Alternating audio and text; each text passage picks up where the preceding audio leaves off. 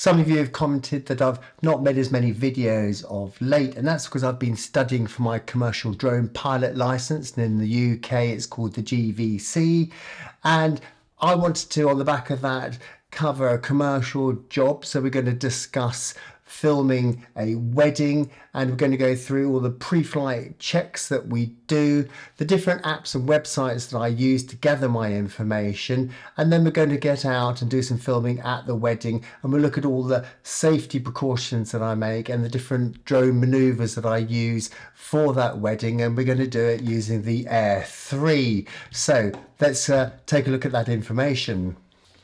So once I've received the job request, the first thing I'll do is go to Drone Assist by Altitude Angel, or for you it might be something different, but there I can check my airspace just to see with the job date if I've got time to apply for any non-standard flight applications. And as you can see, for this particular location, the air traffic control is at least 10 kilometers away in different directions, but you need to know where it is in case you get a flyaway, and you need to contact them to let them know there's an issue and to look out for this rogue drone.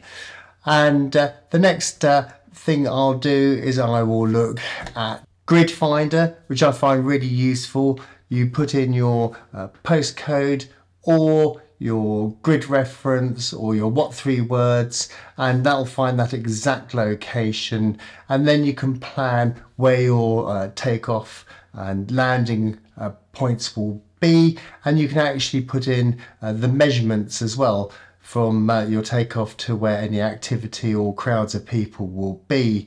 And as you can see from this particular version, which I sent to the venue, I've actually highlighted the areas that I won't overfly, because this is where the wedding will be taking place, so that's where there'll be crowds of people.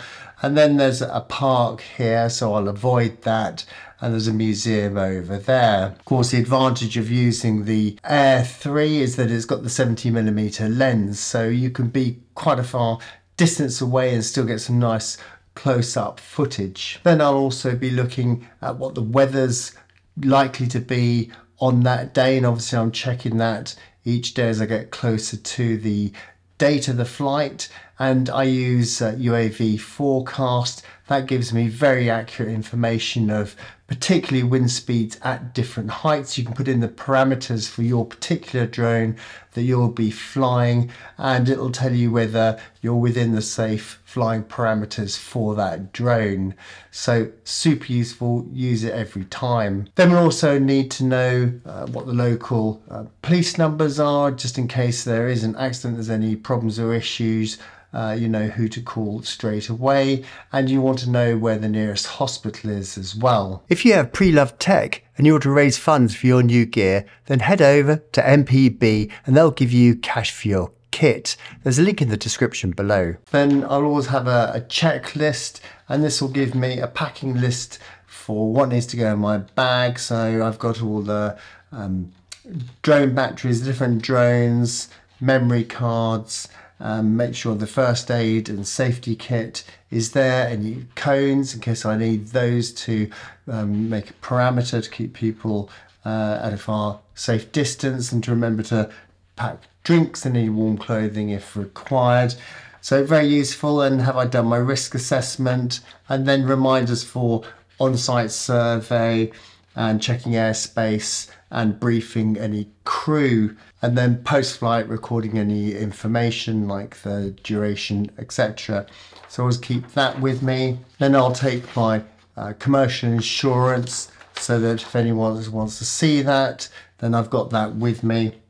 And then of course always do a risk assessment, get that printed out and take that with you as well. And I like to just put in my commercial qualification as well, so that if anyone is questioning you or the police come and challenge you, then you can show that you've got all your documentation with you. Then with all that done, all you need to do is do all your safety checks again of your drone, checking all your propellers and the arms, the motors, and the gimbal and the batteries, just to make sure they're all in really good working order, and you've got your operator's ID attached. So with that all said and done, let's hit the road. We've only got a 30-minute drive to our location today and the weather is looking amazing. It's a 5-mile-an-hour wind and blue skies. So drone footage on weddings has become more and more increasingly popular. So we just need to make sure we're doing that safely. So we've set up our mat here. We're about 75 meters away from anyone approaching us. And we've got a spotter over there as well, so they can go and talk to anybody if they do approach us, and they can keep an eye on the airspace around me while I'm concentrating on watching the drone and the maneuvers. The only way into this is right in that back corner here. We've got the whole venue just behind us here. We've got this nice space and we're right at the back of this pasture. So we're a good 75 meters away from anyone coming in here. And if I face that way, I'll be able to see anyone approaching me really easy. So it's a perfect little spot. So we're going to launch the Air 3 now, and we're right at the back of this pasture, and we're going to take some nice aerial shots. Now what we will do is use the 70mm lens so we can stay quite a long way from the crowd. We can be like a good 75 meters away and still get quite close shots of them. Perfect drone for this scenario. We've done our checks of the surrounding countryside, and there's just fields, there's no crowds of people, there's no buildings, there's a couple of outhouses, and we'll just keep clear of those and we'll get some beautiful shots with this. There's a link up here to my video on 10 drone moves for filming real estate. Now, this is going to be very similar today. We're going to use those big wide shots, the reveals, the circles, and with using the telephoto lens, we'll be able to do some close-up shots, and you'll see how we're using some of those maneuvers today. At the same time, we'll be able to keep our proximity at a good distance away from any people and crowds because we've got that telephoto lens and it's not a built-up area. So the Air 3 is going to be ideal for this. Now, as you see, I'm doing the wide creeping in shot here just to really get a sense of the location. And now we're doing our medium shot, and you'll see we'll be slowly circling around the building, and just to get a picture of the venue, and this can be a lovely intro to your wedding video. We'll use these reveal shots now, which will also help us get a feel of what we can capture in this environment when the wedding couple arrive.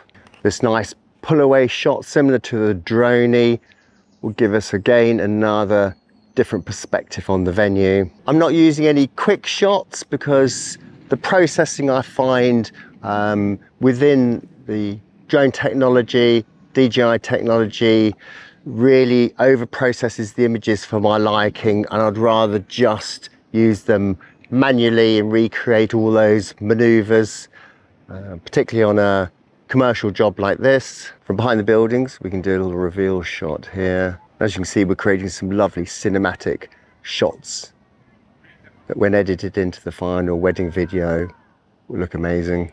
I hope that's been really useful and it's given you some good ideas on how to plan your commercial drone flight, how to prepare, how to fly on the day, set yourself up, do all your safety, and how to get those amazing creative shots. So if you want to see more videos on drones, please click the link over there. Show them the love, subscribe to the channel by clicking the link over there, and hopefully I'll see you over there.